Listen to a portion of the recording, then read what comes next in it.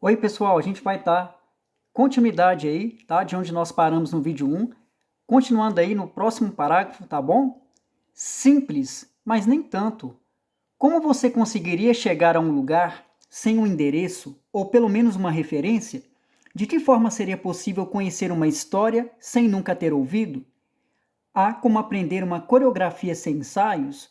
Ou participar de um concerto musical sem saber a partitura? Ou manusear um instrumento escolhido para tocar? Pois é, da mesma forma funciona no nosso próprio ser. Se não somos capazes de nos conhecer, certamente teremos surpresas desagradáveis com a nossa própria atuação no mundo. Então aí está falando da importância que é da gente se conhecer.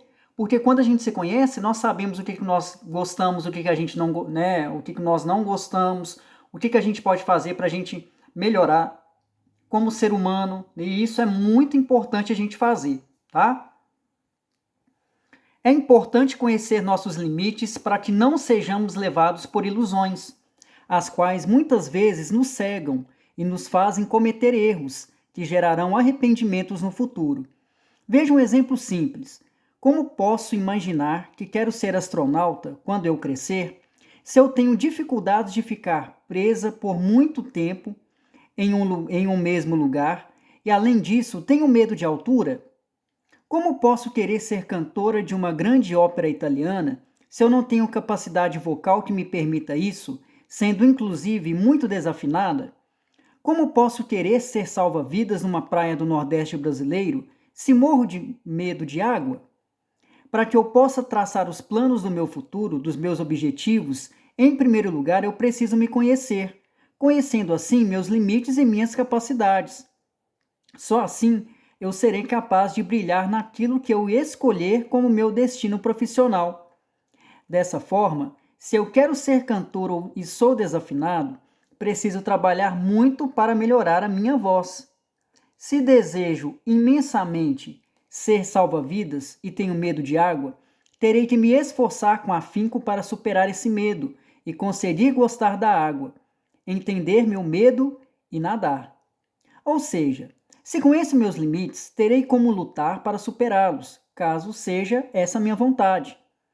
Muito bem, mas como é possível se autoconhecer? Como é que a gente vai se autoconhecer, gente? Simples, observando o nosso modo de pensar, o nosso modo de ser a cada dia, porque a cada dia a gente vai aprendendo coisas novas, a vida vai nos dando a possibilidade da gente aprender coisas novas, principalmente quando você interage com as outras pessoas.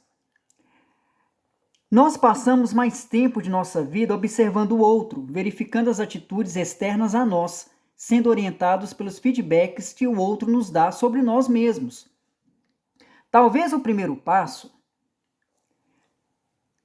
então, seja parar um pouco de olhar para o outro e passar a olhar para nós mesmos, tentando reconhecer nossas próprias reações em situações diversas, conhecendo assim nossos padrões de comportamento. E era isso que Sócrates fazia há muito tempo. Para ele, um diálogo honesto sobre ideias e pensamentos poderia levar ao conhecimento verdadeiro, tá? Aí, gente, é o seguinte, o tio Jaro vai estar resumindo, vai ser muito interessante que aqui o Sócrates ele vai falar muito daquela frase, famosa frase deles, né?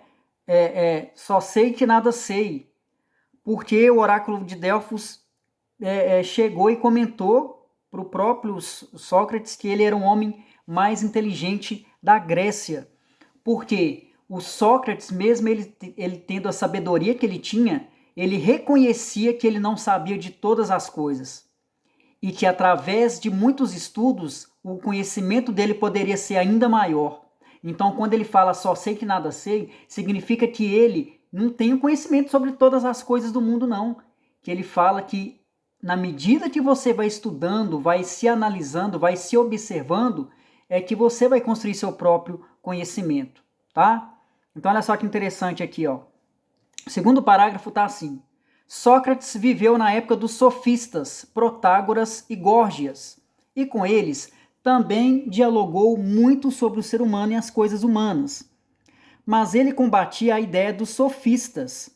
Por que o Sócrates não gostava dos sofistas? Sofistas era um grupo aí de filósofos que diziam que eles sabiam sobre todas as coisas. Olha só como é que são as coisas. Sócrates falava que ele não sabia de tudo. Aí vem os sofistas e fala assim com Sócrates: nós sabemos de todas as coisas, pode perguntar qualquer coisa que a gente sabe responder. Gente, isso foi um grande desafio para o Sócrates, que o Sócrates bateu o pé e falou assim: sofistas, vocês não têm conhecimento sobre todas as coisas. Isso que vocês estão dizendo aí é mentira. Olha só o que ele vai fazer.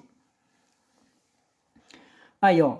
Mas ele combatia as ideias dos sofistas, achava-as muito relativistas, pois ambos diziam, por exemplo, que a verdade, a bondade e a justiça dependiam de cada pessoa e de como e onde ela vivia. Olha aí, os sofistas, além de bater no peito e falar que eles sabiam de tudo, os sofistas diziam aí, ó, que a verdade, a bondade e a justiça depende de cada pessoa. Será que é isso mesmo? Será que a verdade, a bondade e a justiça depende de cada pessoa e vai depender também até do lugar onde que ela vive? É estranho, né? O que vocês acham? Sócrates, ao contrário, defendia que esses valores deveriam ser iguais para todas as pessoas. Sócrates falava assim, ó, a verdade, a bondade e a justiça deveriam ser iguais para todas as pessoas, né, de uma maneira geral. Além disso, os sofistas, na visão de Sócrates, estavam mais preocupados com a forma das coisas, com a beleza aparente, com o discurso bem feito e bem elaborado, com argumentações precisas e capazes de convencer a todos. Então aí, olha só que interessante, a gente dá para a gente perceber que os sofistas, eles queriam convencer as pessoas com palavras mentirosas, com palavras que iriam fazer o ser humano a pensar de maneira errada, tá? Para o filósofo, olha só o que o Sócrates vai fazer. Para o filósofo, ao contrário, o que importava era conhecer a verdade em seu conteúdo, profundamente sua essência real e única, que fosse capaz de ser transformadora de almas. Olha só que interessante. Como os sofistas diziam, batiam no peito e falavam que eles sabiam de tudo, o Sócrates ele vai criar tipo um desafio para ver se realmente os sofistas eles sabem tudo a respeito sobre qualquer assunto. Olha só que interessante. Mais aqui de baixo, ó. Aqui, ó, o método socrático. Olha só que interessante. Esse método iniciava-se com perguntas que Sócrates fazia ao seu interlocutor a fim de rever suas ideias, fazendo-os perceber que, na verdade, ele não tinha clareza do conceito como antes acreditava ter, ou que suas conclusões eram baseadas em preconceitos. Aqui está querendo mostrar que o método, como é que era feito esse desafio do Sócrates em relação aos sofistas. O Sócrates, ele perguntava um monte de coisas a respeito de um assunto para os sofistas. E olha só que interessante. Dentro desse método de Sócrates, a gente vai ter duas formas de analisar se a pessoa está respondendo certo ou errado. A primeira delas é chamada ironia. Olha o que a ironia está dizendo aí, ó. É a chamada ironia socrática, ou seja, a parte irônica do diálogo em que se busca mostrar que as conclusões sem reflexão podem levar a um engano ou ao erro. Essas conclusões aparentemente podem parecer corretas, mas se forem investigadas, se mostrarão falsas. Olha só que interessante. O Sócrates então lançava o desafio para os sofistas, perguntava um monte de coisa sobre determinado assunto para os sofistas. Os sofistas começavam a responder. De repente, Sócrates percebia o erro na resposta dos sofistas. Aí o que acontecia? Por isso que tem um nome de ironia. Porque Sócrates virava para esses sofistas e falava o seguinte: não, essa resposta que você respondeu está errada. Você não falou para mim que você tem o conhecimento sobre todas as coisas? Aí, você errou na minha pergunta. Você, né, na hora que foi dar a resposta da minha pergunta, você errou. Então a ironia é isso, é quando o Sócrates fazia perguntas e os sofistas erravam. Agora olha só que interessante. Mais embaixo aqui, ó, a gente tem a palavrinha chamada maiêutica. Maiêutica significa o seguinte: tem esse significado aí, a arte de realizar partos, mas a ideia que eu posso estar explicando para vocês de uma maneira mais fácil é que maiêutica significa a arte de conduzir você à verdade. Olha só que interessante. Se na ironia o Sócrates perguntava um monte de coisas para os sofistas e o Sócrates percebeu que os sofistas erravam nas respostas, na maiêutica, o que o Sócrates vai fazer? Sócrates vai ajudar esses sofistas a chegar na verdade correta, né? Na verdade correta sobre essas perguntas que ele perguntou antes. Entendeu? Então, quer dizer, o Sócrates vai apontar o erro na ironia ele vai fazer um monte de perguntas e vai falar para o sofista: sofista, você errou. Através do erro do sofista é que vai entrar a maiêutica.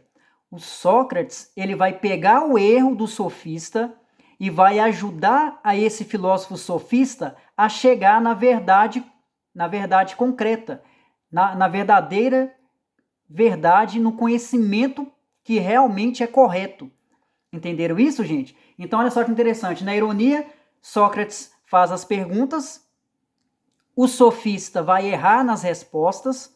Na maiêutica, o Sócrates vai ajudar os sofistas a chegar na verdade correta.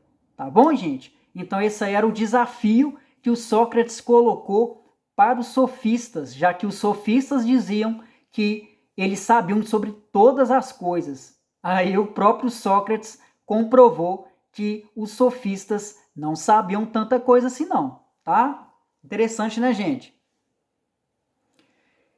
Ó, gente, e logo em seguida aqui, ó, nós já vamos ter aí as atividades para vocês fazerem, tá? Uma atividade de fixação sobre a Frida Kahlo, que tá aí, né? Nós estamos vendo aí as atividades da página 12 até a página 13, tá, gente? Vocês vão fazer essas atividades da página 12 e 13 e tirarem fotos e me enviarem pelo Senec Digital, tá bom? Obrigado, viu, gente?